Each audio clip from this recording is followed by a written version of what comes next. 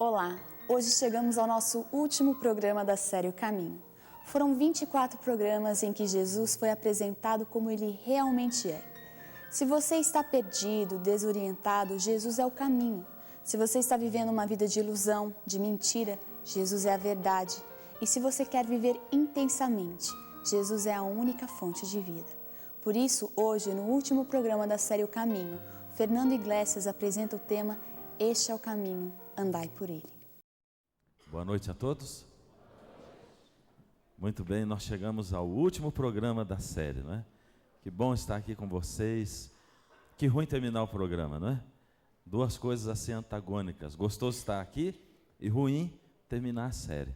Hoje nós temos o nosso último assunto intrigante da série O Caminho, não é? De todos os intrigantes, esse é o último assunto. Ontem eu deixei uma pergunta no ar, não é?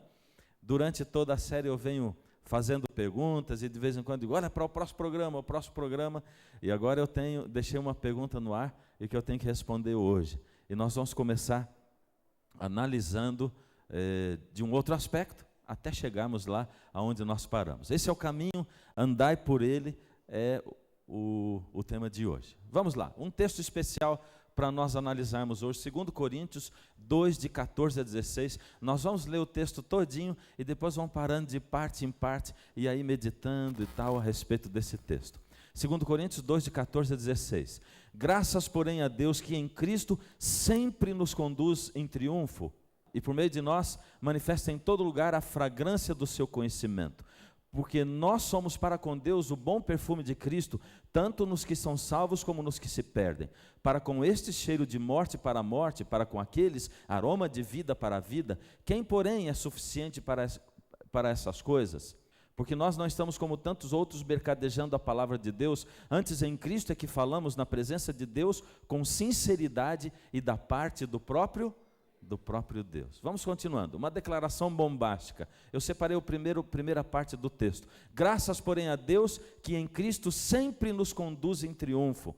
O que é triunfo? Triunfo é o quê?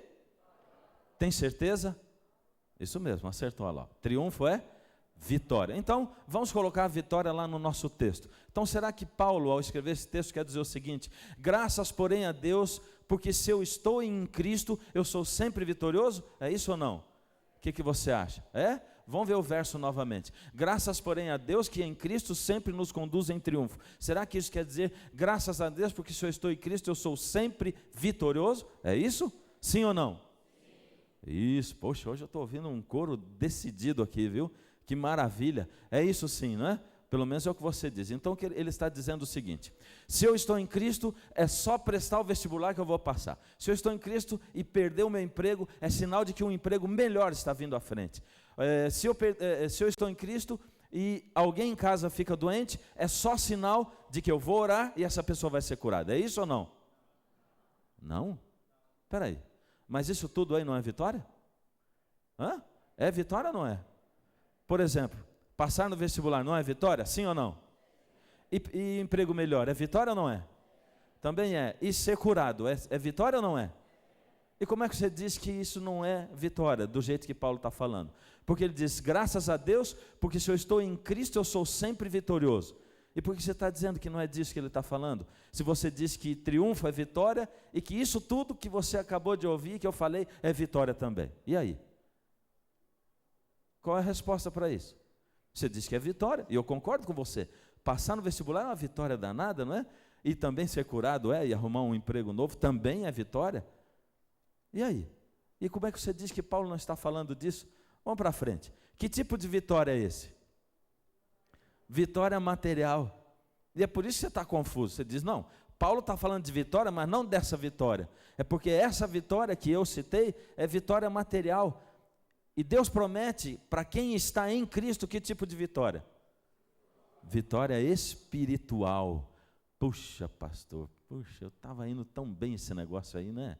Que maravilha, já pensou? Olha só, quando eu aceito a Cristo, eu consegui a lâmpada mágica do gênio de Aladim, não é? E alguns acham que conseguiram mesmo, né? E pegam a Bíblia E a Bíblia se torna a lâmpada mágica. Eu já falei outro dia aqui, tem gente que deixa a Bíblia em cima do móvel da casa lá para abençoar a casa, mas não abre nunca, a Bíblia não vai abençoar nunca, ela não é um amuleto da sorte. E tem gente que pensa assim, eu vou à igreja, vou lá, entrego meu dízimo lá, e tem mais, eu vou numa igreja que tem um pastor poderoso, porque esse pastor poderoso vai orar por mim, e aí a coisa vai acontecer lá em casa, e aí quando eu tiver problema, eu esfrego a Bíblia, e aparece lá e Deus diz assim, pode fazer agora os seus desejos. E nós pensamos assim, muitos pensam assim, e vão para a igreja esperando isso aí. Mas Paulo está dizendo assim, graças a Deus, porque se eu estou em Cristo, eu sou sempre vitorioso, vitorioso espiritualmente, ele está dizendo. E ele está dando graças a Deus por isso, vitória espiritual. Puxa, mas estava tão bom, né? Porque se as duas coisas pudessem caminhar junto, e Deus sempre prometesse, mas se Deus dissesse assim, graças a Deus, porque se eu estou em Cristo, eu sou sempre vitorioso, espiritual e materialmente, aí ia ficar complicado, porque ninguém ia morrer, não é verdade? Era só alguém ficar doente, outro ia orar e ele ia sarar. Ninguém ia morrer, nunca mais nesse mundo. Era só orar e ele sarava, orou, sarou. Era só assim. E também um homem fiel, como foi Jó, por exemplo, não passaria pelos problemas que ele passou, e nem Moisés, e nem Davi, e nem Abraão, e todos eles que também passaram por problemas materiais, porém, lutas espirituais, crescendo na fé sempre. E Deus disse, se eu estou em Cristo, eu sou sempre vitorioso espiritualmente. O problema é que alguns deixam de estar em Cristo. E quando larga a mão de Cristo, fracassa espiritualmente. Mas essa é a promessa. Você está em Cristo, vai ser sempre vitorioso espiritualmente. E o que é mais importante? Vitória material ou é a vitória espiritual? O que você acha? Vitória material ou espiritual? Vitória espiritual, não tem dúvida. Qual o tipo de vitória que é mais importante? Material ou espiritual? Tem certeza? Então me ajude lá, vamos ver. Agora, me ajuda a colocar em ordem de prioridade. Olha, família, que mais? Trabalho e Deus. Primeiro lugar, o que está em primeiro lugar? Deus, está certo, olha, eu até acertei junto com você. Segundo, eu já previ o que você ia falar, né? Segundo e terceiro, só sobrou o trabalho, né? Terceiro, o trabalho. Pronto, ordem de prioridade, Deus, a família e o trabalho. Está certo assim ou não? Espiritualmente olhando a vida, essa é a prioridade. Mas agora vamos ver o seguinte, vou fazer uma pergunta difícil para você responder. Por que você faz o contrário, então? Porque, olha, em primeiro lugar você coloca o quê? E trabalha quanto tempo? 8 horas por dia. Mas você diz que em primeiro lugar está Deus, né? Em segundo você coloca o quê? A família, você dedica o quê? O tempo que sobra. Das 8, o que sobra você dedica para a família. E em terceiro, Deus. O que você dedica para Deus? Quando sobra só. Mas você fala assim que o mais importante é o espiritual, não é? E a gente enche assim, o que é mais importante, material ou espiritual? E todo mundo diz, espiritual, mas a gente inverte a pirâmide e coloca Deus por último, e costuma fazer isso todo dia e todo dia. Deus é só se sobra alguma coisa, é porque nós somos bons teóricos. De cada 100 pessoas, uma só vai ler a Bíblia hoje, as outras 99 vão ler o quê? A sua vida e a minha. Essa é a verdade no mundo. Você e eu somos a Bíblia que o mundo está lendo. Essa é a verdade. Mas nós somos bons teóricos. Falamos que Deus é a prioridade, que o espiritual é mais importante, mas colocamos em prática outra coisa, não é? E outro dia um camarada diz assim, mas pastor, se eu ficar orando 8 horas por dia, ajoelhado, a minha família vai morrer de fome e eu também. E aí, ele estava certo? Estava ou não estava? Se você ficar orando 8 horas por dia ajoelhado, a sua família vai morrer de fome, você também. Isso é certo. Mas para estar em Cristo, eu preciso ficar ajoelhado todo dia 8 horas orando? E deixar de trabalhar? Não. Como é que eu estou em Cristo? Nós vamos aprender já já. Lembra-se como nós terminamos o último programa? Lembra lá ou não? Olha, como pedir e manter o batismo no Espírito Santo. Porque a gente estava dizendo que para receber o batismo do Espírito Santo, nós temos que clamar por ele, e depois que nós recebemos o batismo no Espírito Santo, nós temos que manter, porque cada dia nós temos que receber de novo o batismo no Espírito Santo. E a pergunta foi assim, eu disse assim para vocês, e agora, como pedir pelo batismo do Espírito Santo e manter esse batismo todos os dias? E eu falei, você quer saber? E você falou, quero. E eu disse assim, no próximo programa. igual eu faço muitas vezes, né? Pois esse verso está a resposta, nesse que nós acabamos de ler. Como é que ele começa mesmo? Graças a Deus, porque se eu estou em Cristo, eu sou sempre vitorioso. Em Cristo sempre me conduz em triunfo. Ou seja, graças a Deus, porque se eu estou em Cristo, eu sou sempre vitorioso. Ou seja, para eu ser sempre vitorioso espiritualmente, para eu estar sempre na vitória espiritual, mantendo e renovando o meu batismo do Espírito Santo a cada dia, eu tenho só que estar em Cristo. É só isso. Estar em Cristo.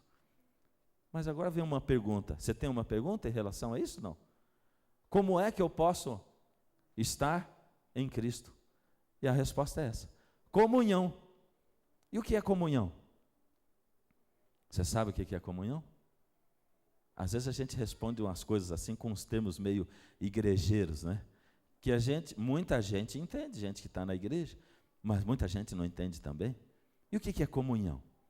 Bom, eu disse, para estar em Cristo, para receber o batismo do Espírito e manter, eu tenho que estar em Cristo. E o que é estar em Cristo? Estar em Cristo é manter uma comunhão com Ele. Comunhão é o quê? Vamos lá. Primeiro lugar, oração. Oração é falar com Deus. E a gente tem um monte de frases bonitas, né, para falar sobre oração. E a gente diz, oração é o abrir do coração a Deus como um amigo. A oração é a chave que abre os celeiros de Deus. E a gente tem um monte de frases assim bonitas. Mas oração é um termo que anda distorcido ultimamente, não é? Alguns acham que oração é fazer uma reza repetitiva, e muitos não prestam nem atenção no que estão falando. Outros acham que oração não é uma reza, mas a gente é capaz de ir à igreja, e alguns dizem assim, sinceramente, se aproximam da igreja, né, e dizem, pastor, mas eu não sei orar, como é que ora? Com o tempo você vai aprender, e alguns dizem. E com o tempo você não aprende a orar, não. Você aprende a decorar os chavões de oração que muitos usam na igreja. Porque nós somos capazes de decorar chavões e usar assim, colocando como se fosse em ordens aleatórias, e às vezes usa uns, e às vezes... Eu vou resumir para você o que eu estou falando. Por exemplo, vou exemplificar. Você chega e ora para Deus assim, amado Pai que habita nas alturas dos céus. Esse é um chavão que as pessoas usam na oração, e muitos usam assim. Ó Deus maravilhoso que habita nas alturas dos céus. Você já falou um chavão. Vamos falar mais chavão agora para terminar essa oração. Muito obrigado pelo dia de hoje. Obrigado pela sua presença aqui. Perdoa os nossos pecados e permanece conosco.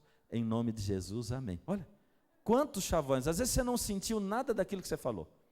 Você não estava pensando nada daquilo, porque o teu dia, quem sabe, foi um dia atrapalhado, ruim, difícil, você passou por um monte de dificuldade, teve problemas.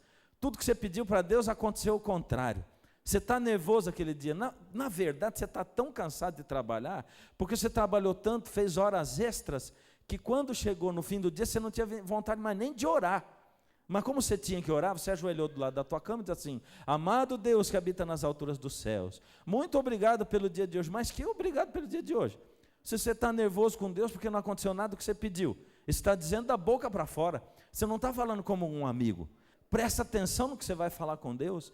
Existem tipos diferentes de oração, e você pode fazer orações de tipos diferentes, em horários diferentes. Você pode fazer oração andando na rua, pode ou não pode? Pode fazer oração no ônibus, chacoalhando para lá e para cá ou não pode? Na fila do banco, aquela coisa chata, você pode orar ali ou não? Pode, transforma esses momentos chatos em momentos agradáveis com Deus.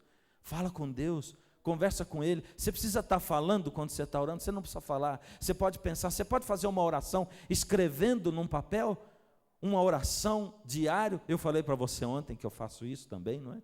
E você pode escrever, Deus, isso, e você conta um monte de coisa para Deus, que talvez você não contaria ajoelhado assim, só pensando ou só falando, porque você se perde, o seu pensamento é chamado a atenção para cá, para lá, e você vai se perdendo. Mas quando você escreve, você vai contando para Deus, e Deus vai participando da sua vida, você vai contando como a um amigo. A oração é imprescindível, porque a oração é você falando com um Deus que é um Deus vivo.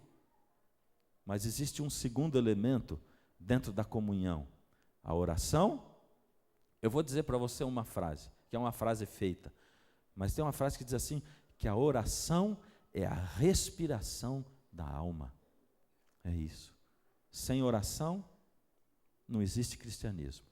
E você não está em Cristo. Mas estar em Cristo são 3 coisas. A oração é só a primeira. A segunda é a leitura da Bíblia. Pastor, mas como é que eu vou ler a Bíblia? A Bíblia é um livro complicado. E eu costumo dizer, né, que tem gente que já leu o Gênesis 66 vezes, não é verdade? Porque chega no começo do ano e diz assim, esse ano eu vou ler a Bíblia. E começa do Gênesis de novo. E aí ela só lê, quando termina o Gênesis, ali o comecinho de Êxodo, quando começa a entrar as dimensões do santuário, a leitura fica meio chata, cansativa, e a pessoa já larga de ler a Bíblia e parou ali mesmo. E no ano que vem ela vai começar de novo em Gênesis. Faz o seguinte, lembra a primeira coisa, que nesse mundo ninguém nasceu gostando de ler Bíblia. Ninguém. Eu não nasci gostando de ler Bíblia também. Ninguém nasceu gostando de ler Bíblia. Porque a Bíblia não é um livro assim, escrito ainda que tenha a Bíblia a tradução da linguagem de hoje, que dá para ser mais agradável, né? E outro dia eu estava conversando com um rapaz, um garoto, 18 anos, eu estava fazendo uma conferência aí fora, e aí ele chegou para mim e disse, pastor, eu tenho um problemão, é porque eu não gosto de ler a Bíblia, mas eu não quero me perder. Eu digo, você tem um problemão mesmo. O que eu faço, pastor? Eu digo, bom, vou te dar uma receita boa para você gostar de ler a Bíblia. Leia a Bíblia. E ele foi saindo, né? Ah, tá bom, tá rindo da minha cara, né? Não, não estou rindo da sua cara, não. Volta aqui, vou te falar de novo. Mas, pastor, eu estou te falando assim, eu não gosto de ler a Bíblia, você está dizendo, eu estou te perguntando o que eu faço para gostar de ler a Bíblia, você está dizendo, leia a Bíblia? Eu digo, é exatamente isso. Vamos mudar de assunto, eu disse para ele. Agora, eu não sou o pastor, você não é o membro, eu sou o médico, você é o paciente. E eu estou aqui olhando o seu exame médico, e o teu exame médico está dizendo para mim que você vai morrer daqui 1 hora, 22 minutos, 32 segundos, se você não tomar, a partir de agora, uma injeção diária com uma agulha desse tamanho dentro do seu umbigo. Credo, pastor, ler a Bíblia é ruim assim? Eu digo, para você é, não é? É. Então. E aí, vai tomar injeção ou não vai? O senhor está falando que eu vou morrer, eu vou tomar injeção, é lógico, né?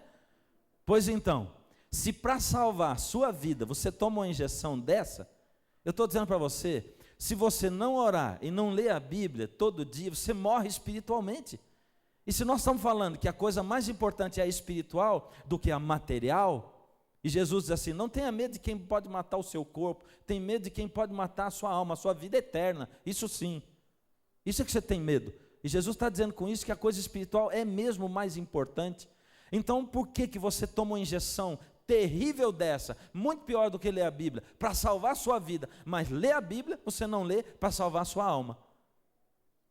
Agora você começa a ler a Bíblia por um lugar que seja agradável, começa a ler Marcos, lê alguma coisa que você entenda, e você pergunta para Deus, dizendo, Deus, como é que isso aqui serve para mim hoje? O que o Senhor está dizendo para mim hoje através disso aqui? E eu combinei um negócio com ele, eu digo assim, vamos fazer assim, de agora em diante, durante 1 mês, você vai ler a Bíblia todo dia, 5 minutos de manhã, depois 10 minutos, depois você vai ler outros 10 minutos, um livrinho que eu vou receitar para você, e dei o nome de um livro para ele, né?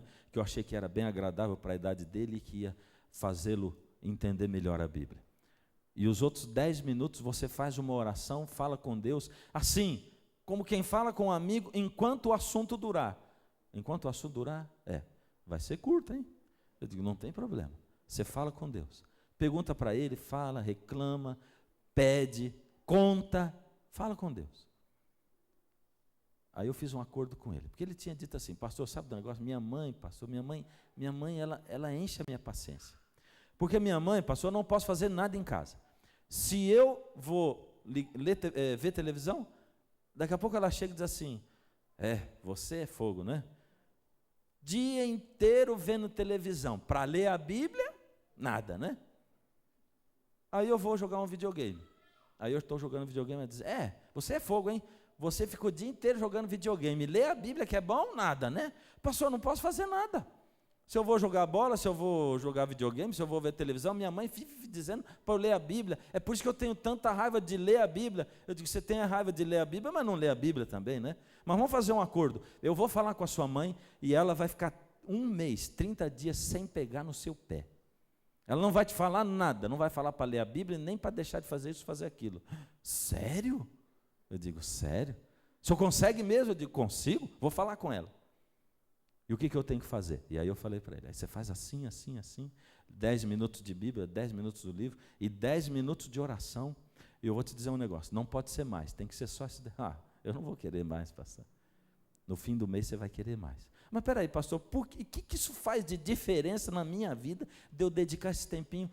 Tem que ser todo dia, eu estou dizendo, primeiro, todo dia. Porque é que nem uma corrente, você vai colocando um elo no outro. A hora que você cortar um elo, cai tudo. E você tem que começar tudo de novo. É um mês sem falhar nenhum dia. Mas o que isso vai fazer diferença para mim, pastor? A diferença é a seguinte, é que quando você faz isso, você acorda de manhã, e com isso você está dizendo assim, Deus, eu estou colocando o Senhor no primeiro lugar da minha vida hoje, esse dia.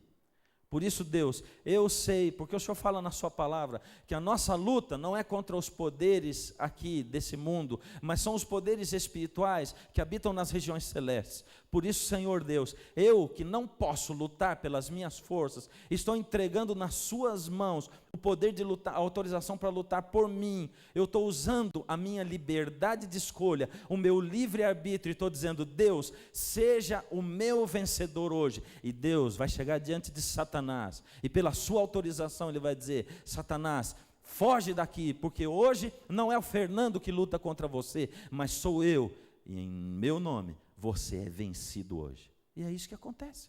Você dá autorização para Deus, Deus respeita a sua liberdade de escolha, e Deus vence na sua vida esse dia. Isso é verdade para você.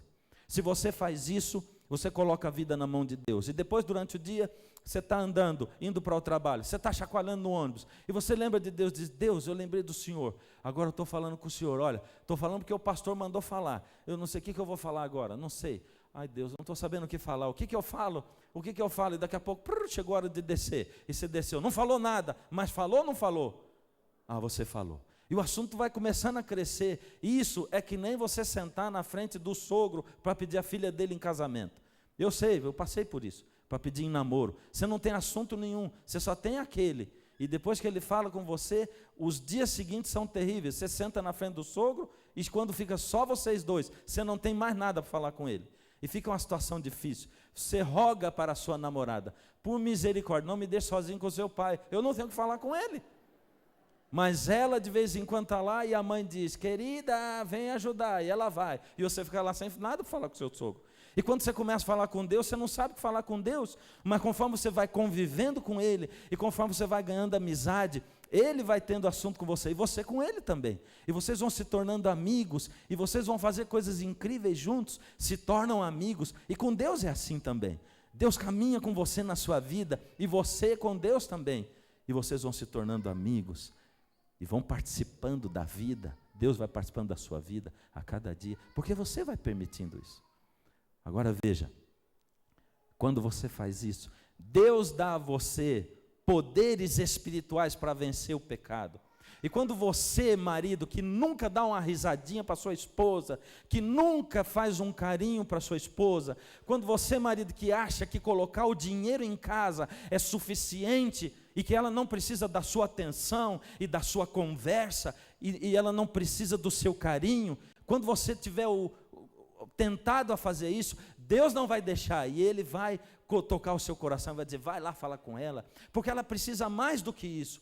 Não adianta você falar para ela assim, puxa, o que você está reclamando? Porque eu nunca deixei faltar nada. Deixou faltar sim, você deixou faltar a sua amizade, você deixou faltar o seu carinho, o seu amor, a sua atenção. Você deixou faltar tudo isso, e isso é muito mais importante do que o dinheiro, porque se você e ela tivessem só arroz com feijão para comer todo dia, e morassem numa casinha de 1 quarto e sala, mas vocês namorassem a vida inteira, você e ela seriam muito mais felizes do que são na realidade, é isso. E quando você, filho, tiver tentado a tratar mal o seu pai, a tratar mal a sua mãe, o Espírito de Deus vai tocar em você, e Ele vai ajudar você a vencer nessas coisas também.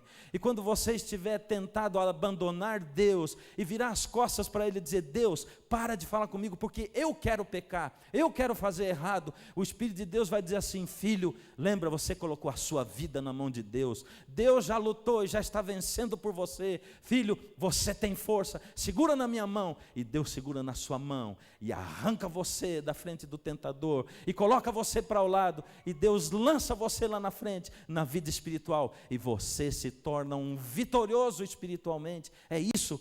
Quer ser vitorioso espiritualmente? É desse jeito, é com oração, com leitura da Bíblia, lendo aquilo que você entende, o que Deus quer falar para você. Você fala com Deus através da oração, e Deus fala com você através da leitura da Bíblia. É isso, dessa maneira. Agora veja, o terceiro item. Se fosse um outro dia, eu diria que vocês iriam aprender no próximo programa. Mas agora não tem o próximo programa, o que eu faço? Fiquei perdido, como não tem, eu coloquei lá assim, ó, daqui a pouco, só para não perder o costume, tá bom? Daqui a pouco, vamos lá, vamos continuar o texto, 2 Coríntios 2, de 14 a 16, e por meio de nós, bom, vamos lembrar da primeira parte, né? Graças a Deus, porque em Cristo sempre nos conduz em triunfo, em Cristo sempre somos vitoriosos, e por meio de nós manifesta em todo lugar a fragrância do seu conhecimento. O que ele está dizendo aqui? Eu vou perguntar um negócio para você. Nós temos um monte de gente aqui que já veio 20 noites, 15 noites, 17, 10 noites, não é? E sabe, ontem nós almoçamos juntos, né? E aí foi aquela coisa, conhecendo melhor ainda vocês, e ouvindo a história de um e a história de outro, e cada um contando um pouco, olha, pastor, está sendo assim na minha vida, e eu estou descobrindo isso, estou descobrindo aquilo. Com certeza, isso já fez um efeito na sua vida, você já começou a ficar diferente, e já teve gente que olhou para você e disse assim, epa, está estranho, hein? O que está acontecendo com você? Você está meio esquisito aí? Anda até cantando hino, né? Por aí, que negócio é esse? Que música é essa que você está cantando? Sabe quando você senta na frente de uma pessoa e você conversa com ela 10 minutos, de repente ela para e diz assim, espera um pouquinho, você é crente? Mas você não tem uma placa na sua testa escrito, sou crente, não é verdade? Como é que ela percebeu? É porque Paulo está dizendo assim, quando você começa esse relacionamento com Cristo, ouvindo a voz dele pela palavra e falando com ele através da oração, Deus, Jesus, por meio de você, manifesta em todo lugar a fragrância desse conhecimento que você tem com ele. Ou seja, aonde você passa, você vira um sachê ambulante. Você sabe o que é um sachê, não é? Um sachê é aquela coisinha assim que você põe ou no carro, ou no banheiro, ou na casa, e aquilo vai perfumando o ambiente, né? Coloca um sachêzinho de perfume na gaveta e a roupa fica cheirosa. É assim. Paulo está dizendo assim, quando você tem esse relacionamento com Cristo e se aproxima tanto dele, ele muda a sua vida, e aonde você passa as pessoas sentem o cheirinho de Jesus em você, a fragrância. Será que Paulo está querendo dizer que a gente se transforma num perfume? Sim ou não? Tá mesmo? Olha lá, olha o próximo verso. Porque nós somos para com Deus o bom perfume de Cristo. É isso que ele está falando mesmo. E eu tenho uma pergunta para fazer você. Vamos pensar em perfume mesmo. Já que ele está dizendo que a gente se transforma num bom perfume. Um perfume mesmo, aí, um comum. Eu estava lendo outro dia um artigo lá, alguns anos atrás, e falava de um perfume que tinha sido lançado, o perfume mais caro do mundo, e ali dizia que esse perfume custa $500 a gota. Agora vamos falar de um mais barato, vamos falar de $1.000 o frasquinho, comprado lá em Paris, na fonte mesmo. Não é em Paris, é em euro. 1.000 euros o frasquinho. Pergunta para você, esse perfume pode ser ruim, sim ou não? Sim ou não? Opa, no primeiro só ouvi uns não, agora já ouvi uns sim. Terceira vez, sim ou não? Ah, vocês estão confusos ainda, né? Depende do gosto de quem sente o cheiro. Ele pode não ser de má qualidade, boa qualidade, mas ele pode ser ruim porque depende do gosto de quem cheira o perfume. Essa é a coisa.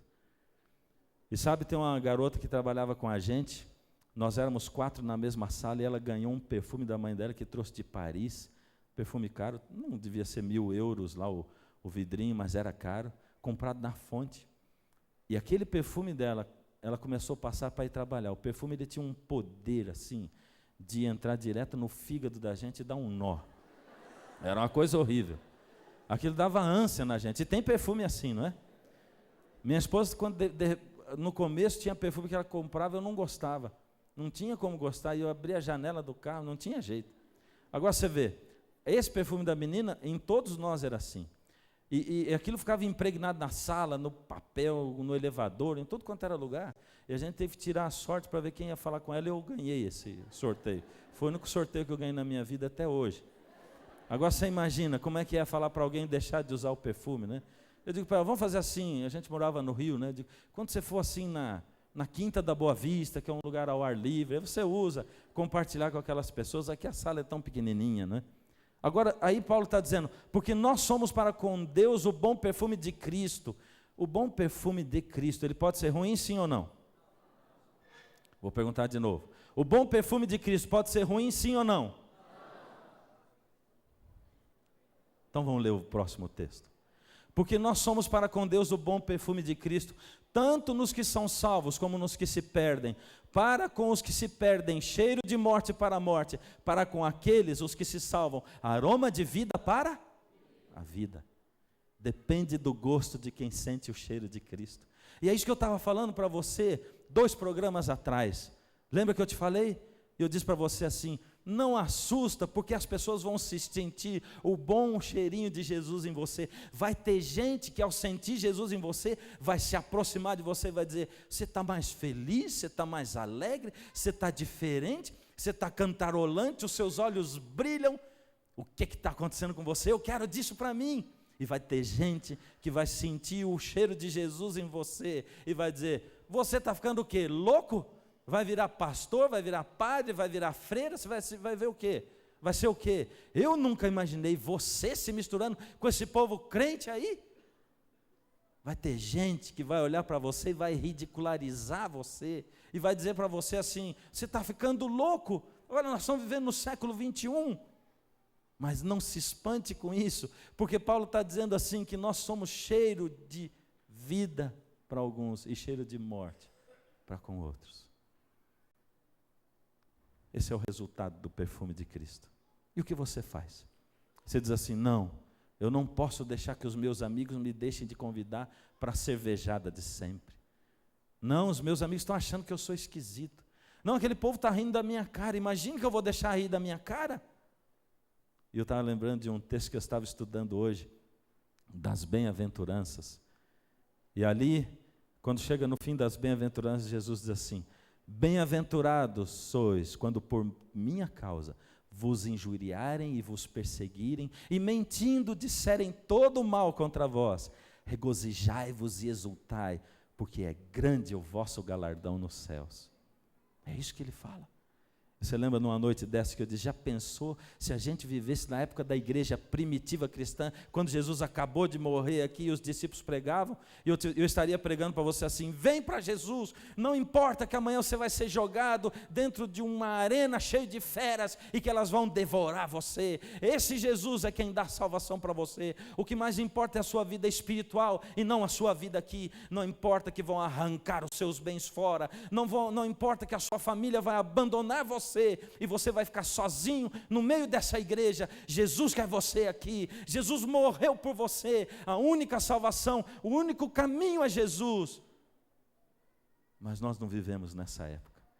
Nós vivemos nessa época onde as feras são nossos colegas de trabalho, onde algumas feras são os nossos parentes, onde algumas feras são aqueles mais próximos a nós, e que quando a gente entrega o coração a Jesus, nos pressionam e dizem, que absurdo é esse? Eu não esperava isso de você. Mas o Senhor Deus diz, regozijai-vos, exultai, porque é grande o vosso galardão nos céus. Você tem dúvida ainda de que o texto falava mesmo sobre bênção espiritual e não sobre bênção material? Ou que era sobre bênção espiritual e não era bênção material e espiritual junto? Porque Paulo começa dizendo, graças a Deus, porque se estamos em Cristo, somos sempre vitoriosos. Ou graças a Deus, porque em Cristo sempre nos conduz em triunfo. E talvez você esteja pensando, mas será que isso era mesmo espiritual? Deus devia estar falando de material e espiritual junto. Por isso eu tenho que ler o último verso com você. E ele diz no verso 16, porque nós não estamos como tantos outros, mercadejando a palavra de Deus. Antes em Cristo é que falamos na presença de Deus, com sinceridade da parte do próprio Deus. Você sabe o que é mercadejar a palavra de Deus, não sabe? É negociar.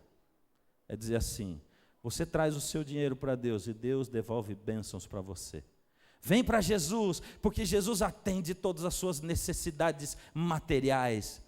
É transformar você num cristão egoísta, materialista, que vem para se encontrar com Jesus por sua causa e por causa da sua vida nessa terra. Quando Jesus diz, não ajunte tesouro aqui, porque aqui a traça e a ferrugem consomem. Ajunte no céu, é lá que vale a pena você ajuntar. Porque lá, ouro serve para a gente pisar em cima. A cidade santa vai ser assim, as ruas dela vão ser de ouro.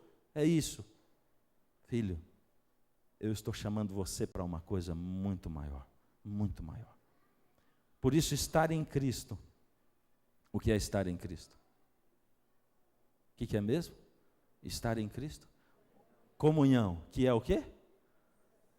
Oração? O que mais? Oração, leitura da Bíblia, o terceiro? Testemunho. Essa é a última coisa. Esse é o caminho. Andai por ele. Testemunhar. E para testemunhar a gente não faz muito esforço, não. Para testemunhar é só a gente contar o que Jesus tem falado e feito por nós. É só contar como Jesus tem agido na nossa vida. E você vai ver que Jesus vai estar honrando a promessa dele com você a cada dia. E ele vai deixar o Espírito Santo na sua vida e manter você pleno do Espírito em cada dia que você viver aqui nessa terra. Há um tempo atrás eu estava fazendo uma série numa cidade aí do Brasil. Aí no segundo dia da série, um amigo meu falou, puxa, eu perguntei, cadê sua esposa? Não veio hoje a série? E ele disse assim, não, minha esposa está com a irmã dela, porque a irmã dela tentou cometer um suicídio. E ela está lá, e eu digo, poxa, vamos lá orar por ela. Não, fica aí, não quero que vá e tal. E não fui. No outro dia cobrei de novo, não. E quando chegou no terceiro dia, a esposa dele me ligou e disse assim, por favor, vem aqui para orar pela minha irmã. Eu digo, pois é, eu vou aí. E fomos ao hospital. Quando cheguei no hospital, ela me procurou e disse assim, pastor, você toma cuidado, porque eu tenho aqui meus irmãos, que são os outros irmãos dela. E sabe, tem um irmão aqui, um nosso, que ele falou assim, olha, é o seguinte, eu quero revelar um negócio para vocês todos. Eu procurei aí minha filha estava doente um tempo atrás, e sabe, a nossa irmã está doente hoje. E a minha filha ficava doente, não sarava. E eu pensei, eu tenho que chamar um pastor que tem poder. E eu peguei e fui a uma igreja tal. E levei minha filha lá. Minha filha tinha um problema assim, psicológico, psiquiátrico. Mas eu tinha certeza que tinha alguma coisa espiritual do mal junto. E eu levei, pastor, e quando eu cheguei lá, o camarada disse assim, a sua filha vai sarar. Você pode saber que ela vai sarar. Agora veja, essa igreja costuma cobrar por milagres. E ele diz assim, bom, eu fui lá, e ele fez a oração, e a minha filha saiu de lá totalmente curada. Aí diz a irmã, ele diz totalmente curado, mas ela depende de remédios ainda hoje. Ela está indo ao médico, não é totalmente curada. Ela depende de remédios. E ele está aí, e ele quer, de qualquer maneira, que a gente chame aquele mesmo pastor lá. Mas pastor, como é que eu posso aceitar? Porque, pastor, eu tenho aprendido a respeito de Deus, eu tenho aprendido a respeito de mercadejar a palavra de Deus, e eu não posso aceitar isso. O senhor vai? Vou. Chamei a família, conversei com eles, e eu disse, bem, eu quero falar uma coisa para vocês. Se vocês me chamaram aqui para operar um milagre, vocês chamaram a pessoa errada. Porque eu não vim aqui para operar um milagre. Eu vim aqui para conectar vocês com Deus, para que Deus faça a vontade dele na vida dessa mulher. Eu sou essa pessoa para pedir que Deus faça a vontade dele. Peço pela cura e vou orar como Jesus ensinou no Pai Nosso. Seja feita a tua vontade, assim na terra como nos céus. E vou entregar nas mãos de Deus. Isso eu vou fazer. Agora eu quero perguntar uma outra coisa. Depois que você levou sua filha lá, o que aconteceu com ela? Está com Jesus? Não, ela nunca foi na igreja, mas nem naquela lá, nem naquela lá. E nessa, também não. E o que é mais importante para você? Sua filha nos caminhos de Deus ou sua filha vivendo aqui sem essa doença dela? E ele ficou quieto. Eu conversei com eles um tempo assim, nós falamos juntos. Eu disse, bom, eu posso ir orar, mas eu quero saber a opinião de vocês. Todos disseram ora, e ele ficou quietinho. Saí e fui para orar. Ungi aquela mulher com azeite, como a Bíblia fala. E quando eu acabei de orar, aí eu disse para a família, vocês querem dizer alguma coisa para ela? E ele foi o primeiro. Você está já sentindo melhor, irmã? Ele disse assim. Porque nós somos assim, né? Nós somos mais ou menos como as crianças são, não é? Meu menino pequenininho orava e vigiava, de um jeito assim. Com um olho ele orava e o outro vigiava.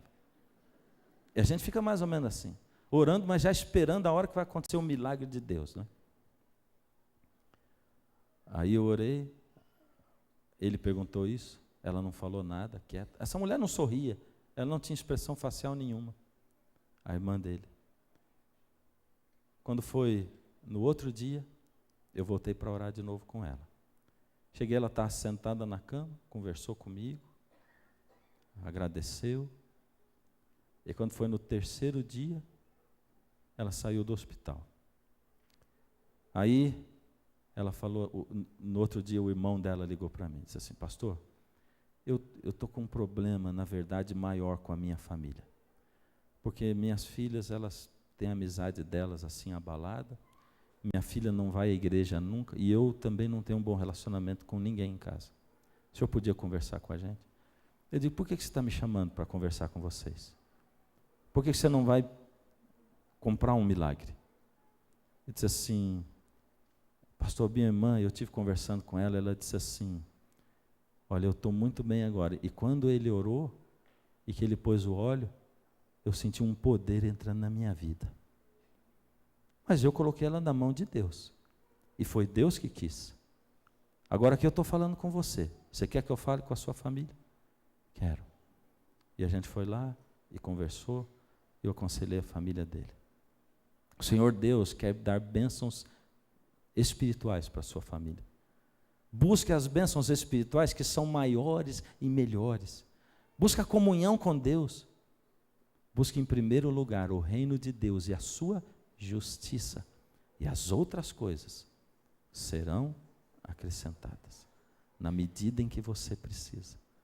E aí Deus vai abrindo os caminhos. Aí Deus vai mostrando, abrindo a porta para você. E vai dando a força para você entrar e vai dizendo, filho, vai, anda nesse caminho. É esse caminho aí, anda nele, meu filho. Deus faz dessa maneira com você, quando você permite. Essa noite, como é a última aula, o último programa dessa série, eu tenho o último apelo. Pega de novo aí no seu envelope o seu cartão de decisão. Minha decisão. E você que está aí, você pega a sua lição, porque a lição tem o mesmo espaço atrás, do curso bíblico. Ou você que não tem nada, está nos ouvindo pela rádio, ou sentado na sua sala, a sua decisão com Deus agora é a seguinte. Eu vou resumir essa decisão, essa é a decisão final. Deus, eu estou chegando aqui no final desse estudo, ainda tenho dúvidas, ainda tenho muito que me entregar ao Senhor. Deus, eu estou chegando aqui esse final, ainda me sinto fraco, mas Deus, como eu tenho sentido o Senhor falar a minha vida, e como eu tenho sentido o Senhor me mover, eu quero me entregar ao Senhor de uma vez por todas. Eu quero sentir esse poder na minha vida, Senhor. Toma a minha vida, por misericórdia. Aí você escreve o seu nome aí, enquanto você vai ouvir a última música. Mas enquanto o Ronaldo canta, porque ele vai cantar essa última música, que é uma música que diz assim, eu preciso me entregar. Enquanto ele canta, você que escreveu a sua entrega, traz o seu papel para frente e faz a sua entrega aqui. Eu vou fazer um último apelo assim. Meu apelo hoje não é para você entregar o coração a Jesus, nem para você conhecer Jesus melhor, não. Eu quero fazer um apelo para uma entrega final com Jesus. Você que gostaria de se batizar, de apagar o seu passado, de ter tudo esquecido para trás, de se colocar na mão do Senhor para que Ele transforme a sua vida e dê para você a oportunidade de escrever uma nova vida daqui para frente. Talvez você não se sinta preparado agora, Precisa de mais um mês, ou 2, ou 3, eu não sei quanto tempo. Mas você quer dizer, Deus, eu tenho sentido o seu chamado, e ele é irresistível, eu vou me entregar ao Senhor. Aí você vai fazer isso. Não venha por emoção, venha com razão e emoção. Deixa o Senhor chamar você. E se você que já entregou o coração a Jesus, está vendo alguém lutando aí ao seu lado, você vai fazer o papel de um anjo, um emissário de Deus, dá a mão para ele discretamente e diz, eu vou com você, vamos juntos. Porque o seu tormento é o Espírito de Deus chamando você para cá. O seu tormento é o Espírito de Deus falando, vai lá. E a primeira coisa que você pensa assim, mas tanto faz eu ficar aqui e entregar o meu coração, ou eu ir lá. Se Jesus pensasse assim, ele pensaria, para que eu vou lá na terra e me transformar num ser humano? O universo inteiro sabe que Deus é amor, eu vou ficar aqui mesmo. Mas ele saiu de lá e veio aqui. E morreu por você e por mim na cruz. E é por isso que você tem que sair daí e a sua manifestação tem que ser pública. Porque das aparições de Jesus ou dos eventos da vida dele, os mais gloriosos tinham menos gente assistindo e os mais vergonhosos tinham uma multidão. E não é vergonha nenhuma se entregar ao Senhor Jesus. Se Ele convida, vem. Ele diz, filho, se hoje você ouvir a minha voz, vem. Bem, agora é a última vez. E não é mais um apelo, é uma ameaça que eu vou fazer para você. Eu vou te ameaçar agora. E a ameaça é assim, se você não vier à frente, você corre o risco de ter chegado aqui, ter se exposto à luz da presença de Jesus, ter deixado Ele tocar a sua vida, virar as costas para Ele e ir embora, sem entregar a sua vida a Ele. Você podia sair daqui leve, mas vai sair pesado. É isso. Carregando ainda a sua entrega. Vem. Jesus diz assim, deixo-vos a paz, a minha paz vos dou e eu não dou como o mundo dá. Era diferente. Por isso você que veio aqui na frente agora, entregar a sua vida, você que já entregou outro dia aqui, porque eu fiz um apelo para o batismo também, e muitos vieram aqui, você vai sair daqui sentindo uma paz diferente da que você já sentiu na sua vida inteira. E quando depois, envolvido no dia a dia, você sentir falta dessa paz e quiser sentir de novo, vai saber que tem que vir aqui para buscar de novo. Porque essa é a paz que Jesus dá. E aí cada vez que você vier beber na fonte, Ele vai encher você dessa paz. É assim. Se você quiser vir ainda, pode vir na hora da oração, não tem problema. Você que foi para frente da tela, encontrando ali o seu pastor, eu quero entregar a sua vida também nas mãos do Senhor. Baixe a sua cabeça. Deus amado, nesse momento tem um auditório ouvindo o Senhor e a sua voz que a gente não pode imaginar. Nossos olhos só alcançam esses que aqui vieram. Mas, Senhor, aonde alcança a imagem da televisão, da internet ou as ondas do rádio, pessoas estão aí tremendo nos seus lugares, querendo entregar a vida ao Senhor e fazendo-o de verdade, dizendo, Deus, isso que Ele está falando lá, Deus, toma conta da minha vida assim, daquele jeito. Eu quero sentir isso, Senhor, porque eu nunca senti. Se é verdade, me faz sentir. Por isso, Senhor, para esses seus filhos, que eles possam sentir agora a paz que só o Senhor pode dar. Toma, Senhor, essas vidas, esses corações e entrega-as nas suas mãos. Ó Senhor, toma-os com o poder da sua palavra, do seu evangelho, com o poder de Jesus que pelo seu Espírito habita em nós. Senhor, nós não queremos viver uma vida medíocre nesse mundo. Nós queremos crescer espiritualmente e descansar nos seus braços.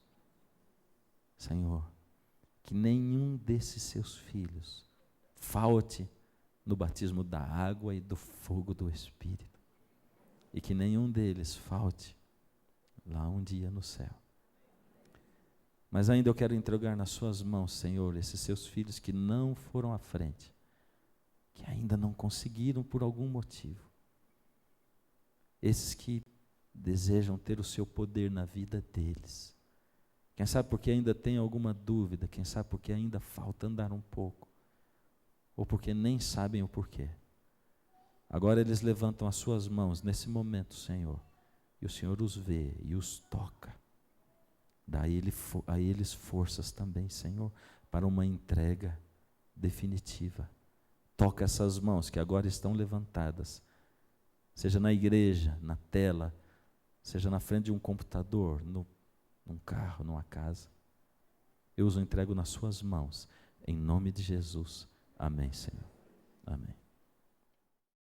Se você deseja conhecer mais sobre o plano de Deus para a sua vida, peça agora mesmo o curso Ouvindo a Voz de Deus e você poderá acompanhar a série O Caminho aí na sua casa. O nosso endereço é escolabiblica@novotempo.org.br ou, se preferir, Caixa Postal 7, CEP 12300-970, Jacareí, São Paulo. E nós vamos enviar essa série de estudos totalmente de graça.